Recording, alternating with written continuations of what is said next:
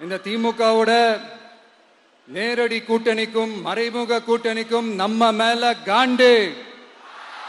இந்த திமுக கவர்மெண்ட் நமக்கு எவ்வளவு பிரச்சனைகள், எவ்வளவு நெருக்கடிகள், எவ்வளவு அவதூறுகள், அவங்களையும் தாண்டி இன்னும் சில பேர் இன்னும் நிறைய அவதூறுகள் எல்லாமே பரப்புனாங்க.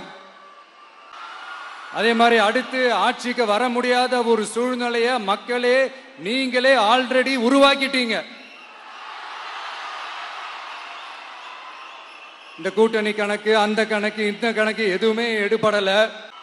அப்புறம் இந்த கொள்ளையடிச்சு வச்சிருக்கிற இந்த பணத்தை எல்லாம் வச்சு கல்லாப்பட்டி கூட்டணின்னு ஒண்ணு சேர்த்து வச்சிருந்தாரு.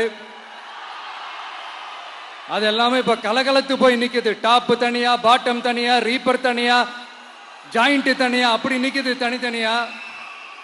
எல்லாமே அப்படியே ஒட்ட வச்சுக்கிட்டு இருக்கிறாரு.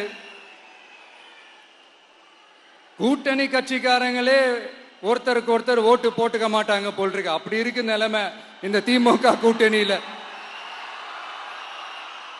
சரி, இவங்களுக்கு தான் இந்த நிலைமைன்னு பார்த்தா இந்த பாஜக தலைமையில் மற்றும் பலர் அவங்க நிலைமை இன்னும் மோசமா இருக்குது.